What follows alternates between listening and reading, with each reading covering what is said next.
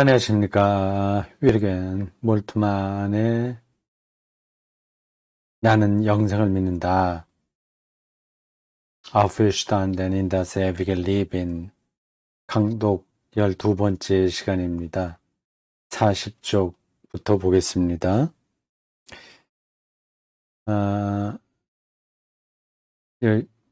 강독 11번 여기서는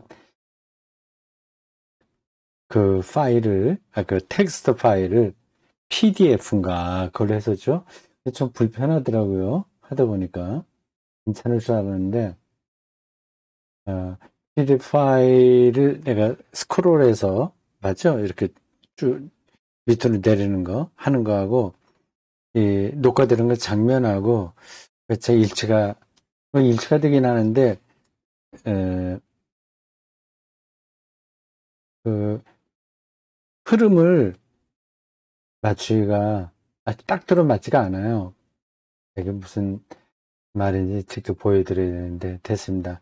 그래서 다시 PDF 파일 그냥 그만두고 그 한글 파일을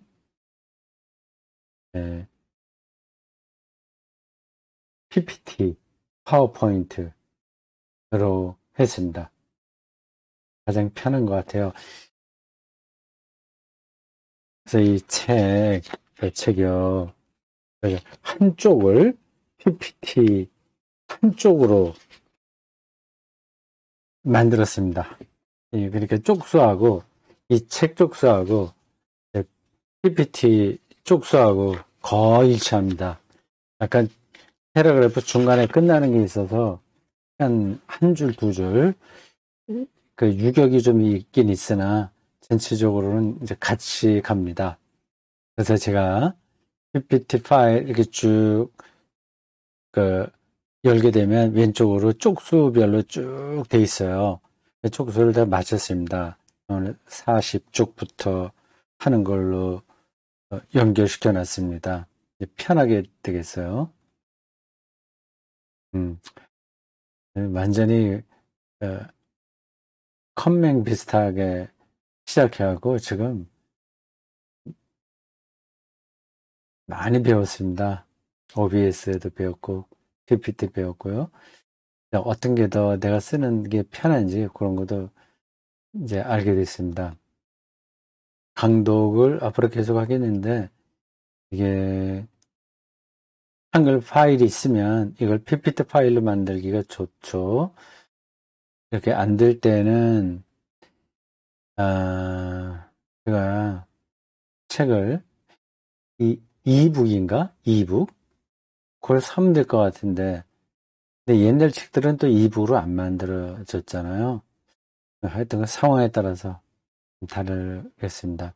정 안 되면 한글 파일이 없으면 사진을 찍어서 올리되 그거는 이제 PPT 파일로 만드는 거죠. 그건 좀 한글 파일로 만드는 거하고는 좀 다르죠. 사진을 찍어서 하면 그게 편집은 불가능하죠. 근데 한글 파일이 있으면 PPT 파일에서 편집까지 할 수 있으니까 참 편리합니다. 그게 어떤지 보여드릴게요. 이렇게 되어 있습니다. 이게 40쪽이고요. 거기서 이제 41쪽 가면 이렇게 바뀌게 됩니다. 단추만 누르면 단추 누르든지 아니면 키보드 화살표 눌러도 이렇게 갑니다.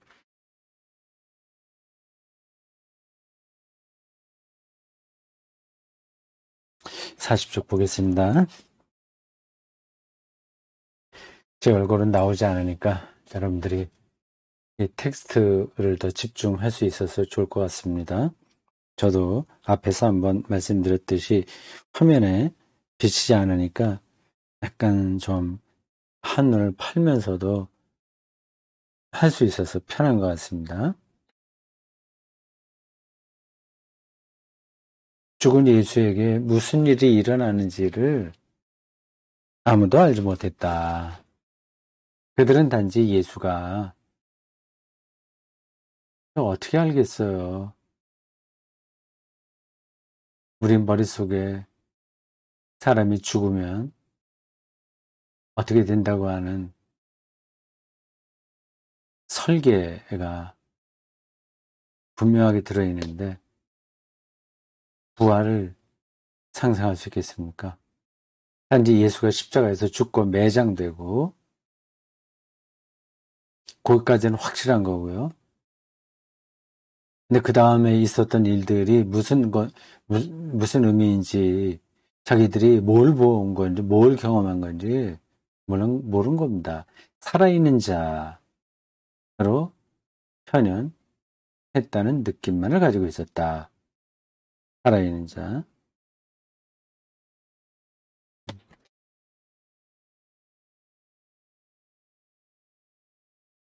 살아있는데 레벤데인가? 독일어로 레벤. 이게 생명의 레벤이거든요. 살아있는 자, 레벤더, 동사에 이걸 붙여서 어떤 사람을 표현할 수 있거든요. 확실하게 모르겠습니다. 분명히 죽어서 매장되었는데 살아있는 자로 예수가 그들 앞에 나타났다는 느낌만 갖고 있었다.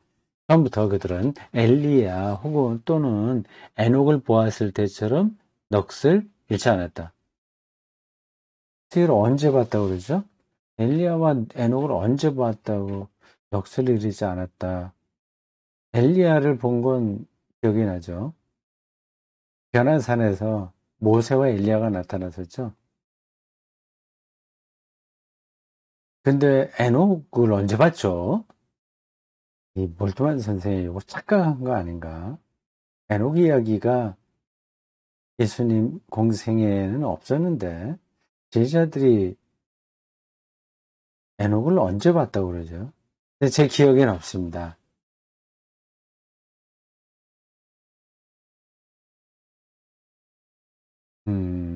엘리야와 모세를 얘기하는 거 아닌가요? 변화산에서.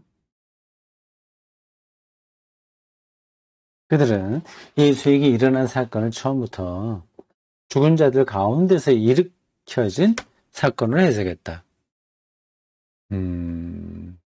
죽은 자들 가운데서. 그래서 사도신경에 예수님 부활에 대한 대목에서는 늘 죽은 자들이 따라다닙니다.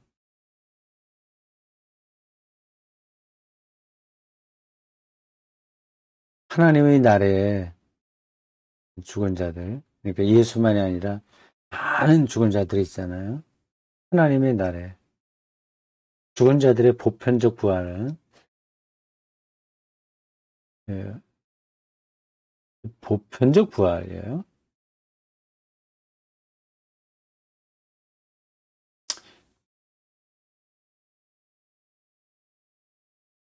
보편적이다.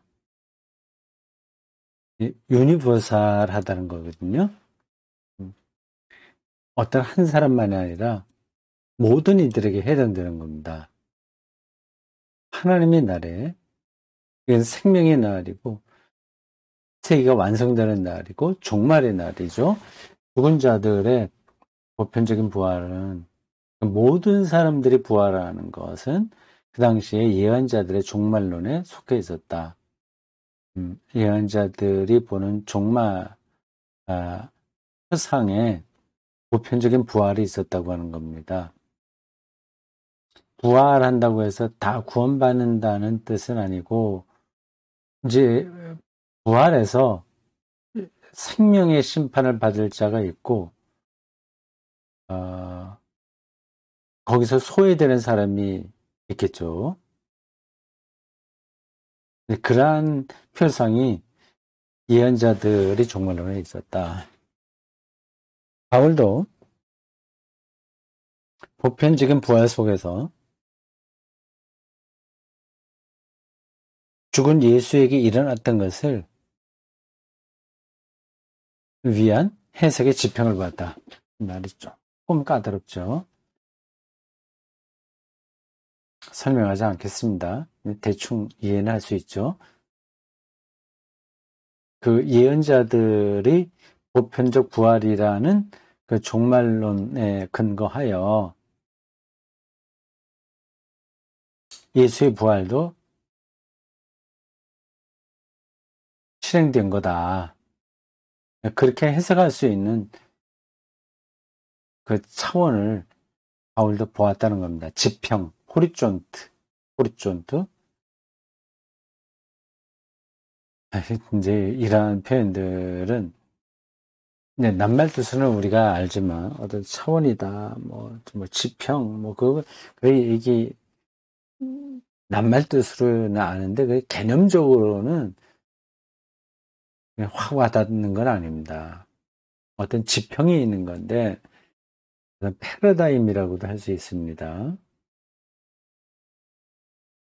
어떤 관점인 거예요. 지평을 보았다. 고린도전서 15장 16절 죽은 사람들이 살아나는 일이 없다면 이거는 이제 보편적 부활을 얘기하는 겁니다. 죽은 사람들이 살아나는 것. 그러니까 모든 사람들이 죽잖아요. 그러니까 모든 사람들이 살아난다는 겁니다. 그런 일이 없다면 그리스도께서 살아나신 일도 없었을 것입니다. 그러니까 보편적 부활 안에서 예수 그리스도의 부활도 일어난 거라는 뜻이죠.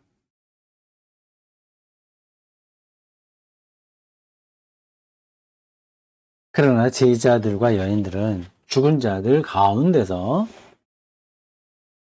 부활한 그리스도에 대해 말한다.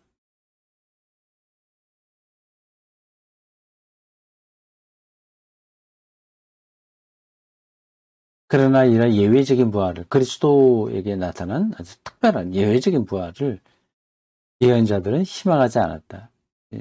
그 모두가 다 부활하는 그런 때를 예언자들은 생각했는데 제자들은 예수 그리스도에게 특별하게 나타난 부활을 말하니까 여기 연결이 안 된다는 겁니다. 그 예언자들이 보는 그것은 그들이 희망하는 것은 하나의 예외적인 부활이 아니라 예외적인 부활. 이건 예수에게 일어난 건데 그것이 아니라 죽은 자들의 보편적인 부활의 시작이었다. 모든 사람들이 죽어요. 그들이 이제 보편적으로 모두에게 해당하는 방식으로 부활하게 되는. 이제 그게 예언자들이 생각했던 희망이죠. 그 부활 표상입니다. 그리스도는 잠자는 자들의 열매요. 바울이 한 이야기입니다. 생명의 선도자이다. 이런 게 그냥 설교 비슷하게 들리죠. 많이 들었던 이야기니까요. 그거를 이제 뚫고 들어가서 실질적인 어떤 세계로 이해를 해야 되는데 그걸 제가 지금 설명하려면 좀 많은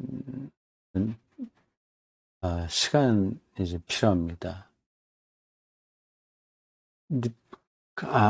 뭐 어떻게 해야 될까요? 뭐 시간이 필요하더라도 뭐 할 건 해야 되는데 그냥 뭐 요 대목에서는 지나가는 게 낫겠습니다. 잠자는 자들의 첫 열매. 이게 종교적인 표현이거든요. 제가 메타포라는 말을 여러 번 하죠. 어떤 실체 혹은 리얼리티를 가리키는 은유예요. 손가락과 같은 겁니다. 달을 가리키는 손가락이에요. 첫 열매. 이렇게 예외적인 부활인 거죠. 생명을 끌어가는 자인 겁니다. 도대체 어떻게 생명을 끌어가? 생명은 각각 다 하나님과의 관계에서 주어지는 건데 이런 질문이 가능합니다. 그 제자들은 예수에게서 이미 그 마지막에 일어날 생명이 발생했다 했고 그래서 예수의 부활을 근거하여 모든 이들이 생명을 얻게 되었다고 경험한 겁니다. 예수가 살아있는 자로 그들에게 나타났다는 것이 제자들의 그런 경험인 거죠. 제자들과 여인들은 부활한 그리스도 안에서 영원한 생명을 경험했다. 에비게, das ewiges Leben. 영원한 생명. 그러니까 영원한 생명이라는 게 시간이 그냥 연장되는 게 아니라 예언자들의 그 종말표상과의 그 관계 속에서 죽은 이들의 보편적 부활과 특별히 예수에게 나타난 특별한 예외적인 부활, 이런 전반적인 관계 속에서 이해되는 겁니다.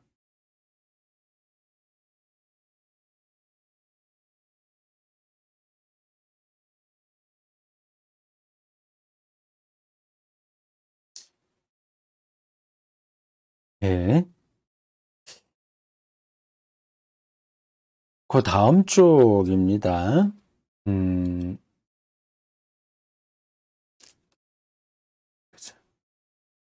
제자들과 여인들은 부활한 그리스도 안에서 영원한 생명을 경험했다. 거기까지 됐죠. 그리스도 안에서 영원한 생명. 상투적으로 이해하지 마세요. 특별한 경험을 한 겁니다. 요한일서 1장 1절에서 2절을 인용했습니다. 이 글은 생명의 말씀에 관한 것입니다. 생명을 어떻게 이해하느냐 하는 게 정리가 돼야 이런 말씀들이 우리에게 전달됩니다. 복지가 잘 된, 정말 맛있는 것도 많고 아프지도 않고 그런 곳에서 계속해서 풍족하게 사는 거, 그걸 생명이라고 생각하면 저런 말씀을 오해하는 겁니다. 이 글은 생명의 말씀에 관한 것입니다. 이것은 태초로부터 계신 것이요, 우리가 들은 것입니다. 우리가 우리의 눈으로 본 것이요, 우리가 자세히 살펴본 것이요, 예언자들의 말씀으로부터 나온 그 전통을 염두에 두고 이런 이야기를 하는 겁니다. 우리가 손으로 만져본 것입니다. 이 생명이 나타나셨습니다. 하나님이 나타났다는 거죠. 우리는 그것을 보았습니다. 예수 그리스도에게서 생명을 본 거고, 어, 하나님의 현재, 하나님의 계시를 본 거죠. 그래서 우리는 이 영원한 생명을 여러분에게 증언하고 선포합니다. 이 영원한 생명은 본래 아버지와 함께 계시다가 우리에게 나타나신 것입니다. 예수 그리스도가 영원한 생명이라는 사실을 저렇게 설명하는 겁니다. 예수 그리스도를 영원한 생명으로 경험하는 것이 곧 부활 경험인 거고요. 영원한 생명은 다시 말씀드리지만 시간이 연장되는 걸 가리키는 게 아닙니다. 죽음이 극복되는 사건이죠.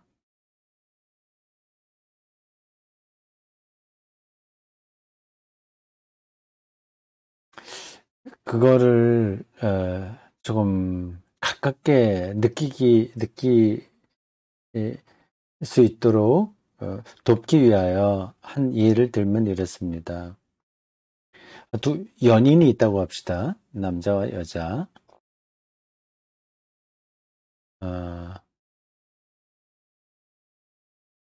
정말 사랑했다고 생각해 보세요.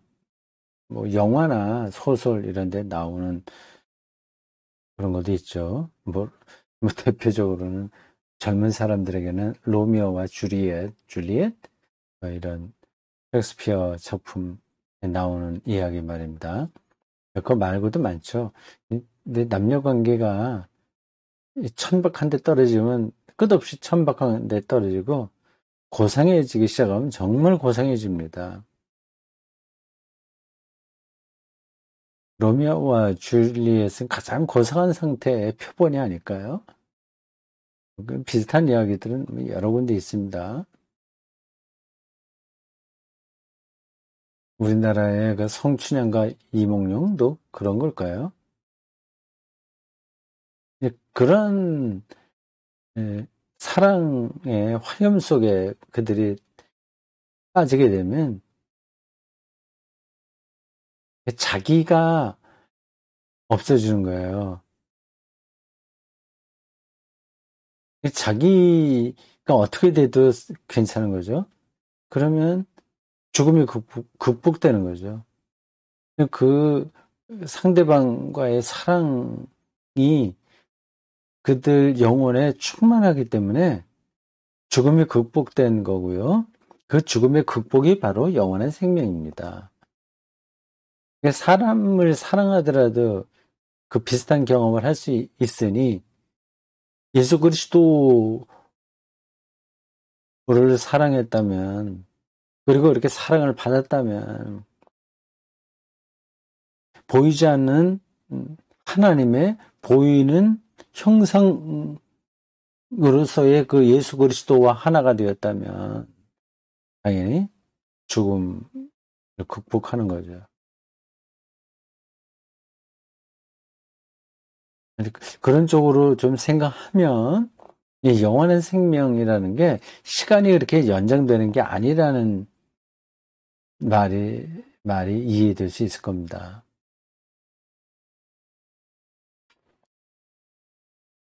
죽음의 극복 5번째 5번입니다. 여기 이제 나오네요. 단어가 죽음의 극복, 정복이라 극복, 정복 다 됩니다. 말할 수 있죠. 이게 부활 경험이죠. 살아있는 거죠. 죽음이 극복되면 살아있는 거 아닙니까? 예수의 부활은 결코 개인적인 부활로 이해된 것이 아니라 약간 예외죠. 우리는 개인적으로 이렇게 부활하는 것으로 생각하는데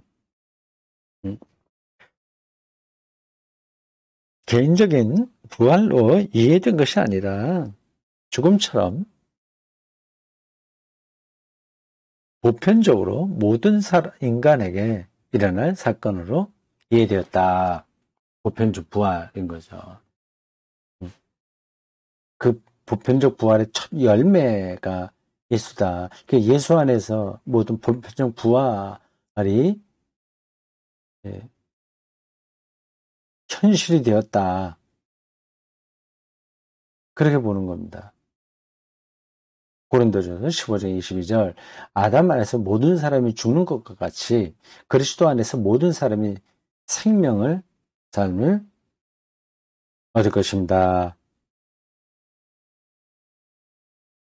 동방교회의 부활 그림이 이를 보여준다.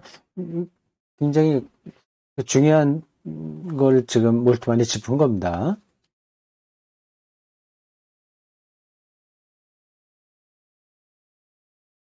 우리는 개별적인 부활로 생각을 많이 하잖아요. 보편적 부활로 지금 이해되어 있다는 겁니다. 동방교회의 부활 그림이 이를 보여줍니다. 부활한 그리스도는 오른손으로는 아담의 손을 잡고 왼손으로는 하와의 손을 잡고서 둘을 무덤에서 끌어내고 있다.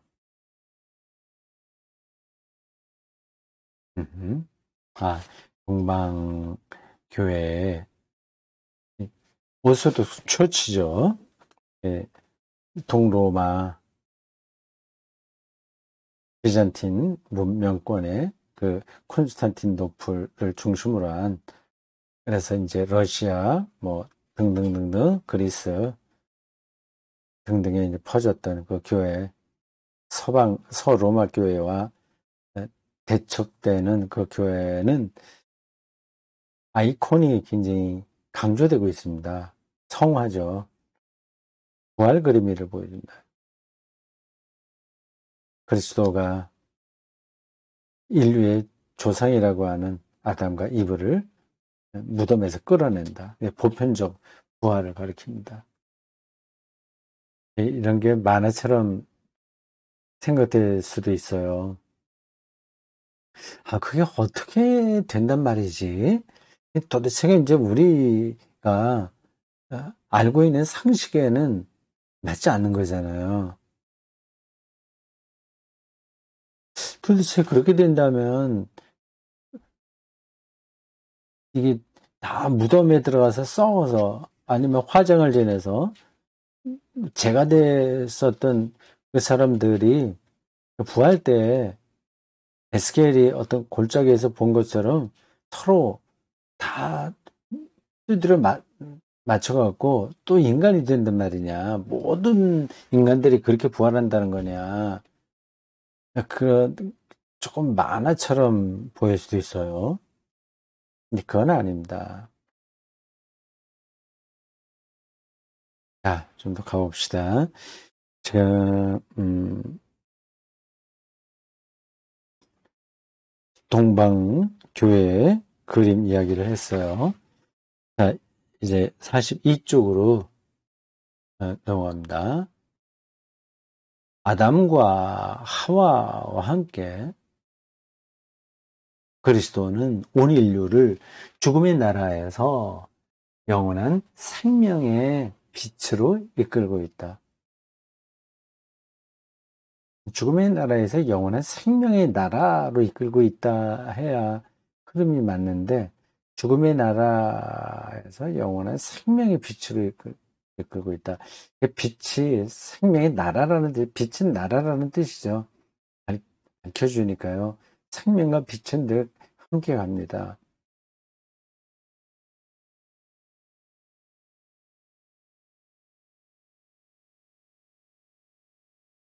그리스도의 십자가 부활 죽음은 홀로 감당한 죽음이었고 배타적으로 그의 죽음이었다. 배타적이라는 말은 뭐 홀로 감당했다는 거하고 똑같은 뜻입니다. 누가 대신해 줄 수 없는 거죠. 배타적인 거죠.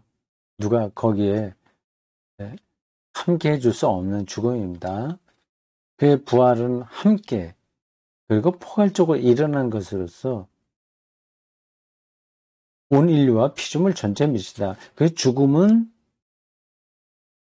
개인이 감당해야 될 사건이었는데, 운명이었는데, 부활은 인류 전체와 함께 일어난 거다. 거기에 영향을 미친다. 이것은 우주적 사건이에요. 우주적 사건. 나오죠? 우주적. 아까 보편적이라고 하는 거하고 우주적이라고 하는 거하고는 비슷한 뜻입니다. 유니버살이 우주적이라는 뜻도 있고 보편적이라는 뜻이 있어요. 이 두 개 다, 이 아마 단어는 똑같을 겁니다. 유니버살. 만물의 새로운 창조의 시작이다. 예. 만물의 새로운 창조의 시작.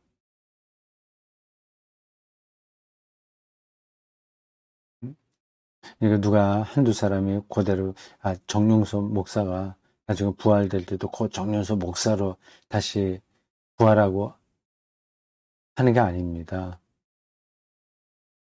이건 또 말하기 시작하면 또 복잡해지니까 지나가겠습니다. 이 우주적 사건이고 만물의 새로운 창조의 시작이다. 이 부활이 그렇다는 겁니다. 죽음은 그의 개인적인 운명이었는데 그의 부활은 만물과 관계되는 거죠. 그게 말이 되나? 하는 생각이 드시는 분들도 있겠네요. 저는 그 신학자들이 이렇게 설명하는 것은 거기 많은 부분이 거기서 생략된 겁니다.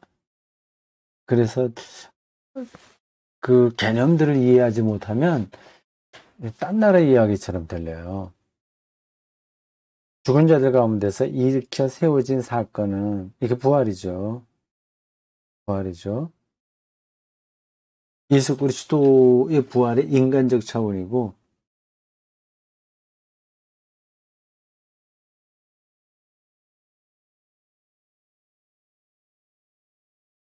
그리고 하나는 인간적 차원이고, 여기요. 인간적 차원이라고 해보고, 두 번째 우주적 차원 이걸 나누어서 얘기하는데,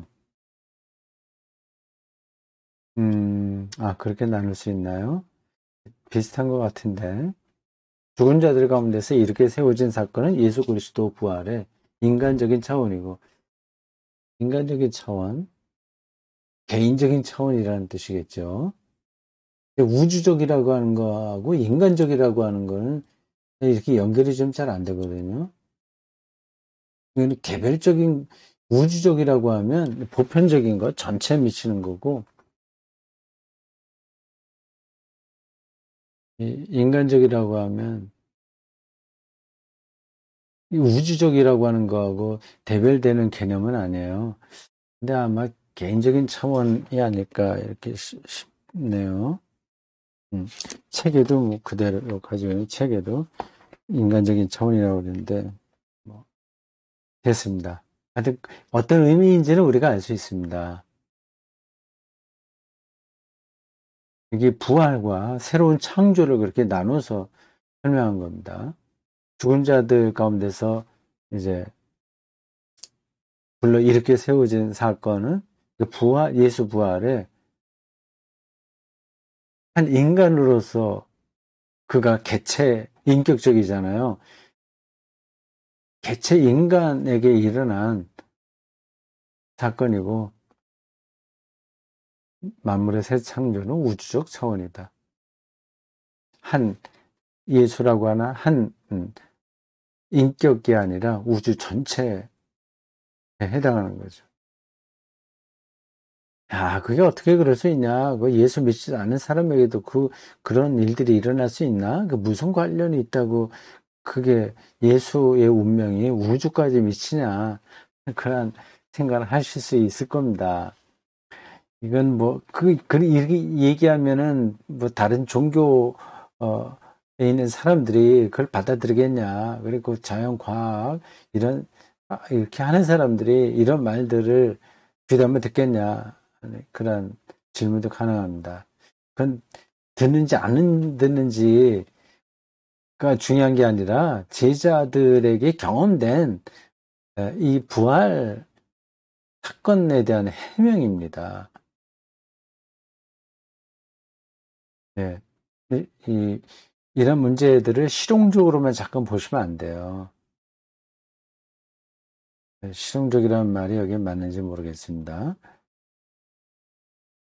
그건 이제 두 번째 문제예요. 그건 타종교하고 우리가 어떻게 대화할 것이냐, 자연과학과의 관계는 어떻게 될 것이냐 하는 것은 이건 또 다른 숙제입니다. 일단은 성서와 기독교 전통에서 말하는 그 부활의 내용들을 우선 알아가야 되고, 이제 그것이 이제 다른 학문들과 어떤 관계냐 하는 거는 또 풀어야 될 숙제인 거죠. 지금 그 자체 안에, 신학 안에 있는 이야기들을 하고 있는 겁니다. 주께서 죽음을 영원히 멸하신다. 이사야 25장 8절. 다시는 죽음이 없어질 것이다. 문장은 좀 이상하네요. 다시는 죽음이 없어질 것이다. 뭐, 어, 여기 책에는 다시는 죽음이 없다. 없을 것이다. 없다. 요건 책이 교정을 해놨네요. 책이 떠났습니다. 이신근 박사가 번역한 거는 약간 어색하네. 다시는 죽음이 없어질 것이다. 이런 건 좀 어색하죠? 바울은 마지막으로 멸망받을 원수는 죽음입니다. 라고 말하면 죽음아. 제가 이제 이신근 박사 통화할 때 물어봤어요. 성경 구절을 인용할 때 어떤 번역을 썼냐 했더니 최근 번역을 썼다고 하는데 뭐라고 얘기는 했는데요. 한국교회에서 일반적으로 사용하는 성경 번역은 아닌 것 같아요. 개역 개정을 우리가 보통 쓰지 않습니까? 죽음아 너의 승리가 어디 있느냐? 죽음아 너의 독침이 어디 있느냐? 우리 주 예수 그리스도로 말미암아 우리에게 승리를 주시는 하나님께 감사합니다. 라고 환호한다. 여인들이 놀라서 도망친 자리에 첫 번째 그리스도인들은 환호한다. 예, 여인들이 놀라고 떨고 그래서 무서워서 아무 소리 못하고 했었어요. 그 빈 무덤 앞에서. 이제 그 뒤를 이은 첫 기독교인들은 이제 그 제자들과 그 여인들, 사실 제자들도 무서워했죠. 어, 그 경험이 이제는 첫 기독교인들에게 두려움과 떨림이 아니라 오히려 환호할 사건이 된 겁니다. 그들은 죽음과 죽은 자들이 없는 생명의 세계를 노래한다. 자, 음, 여기까지 봤죠. 자, 네, 여기까지 하면 되겠습니다. 이제 첫 번째하고 시작할 때 장면하고 끝날 때 이렇게 한번 얼굴을 보는 거로 하고 중간에는 텍스트만 넣고 강도하겠습니다. 네, 텍스트만 나오니까 제가 중간에 약간 이게 자세를 좀 삐뚤어 한다거나 이렇게 뭐 이렇게 편하게 이렇게 움직이고 이렇게 하더라도 아무 신경 안 쓰고 좋네요. 진짜 그렇게 할 거랬네. 자, 수고했습니다.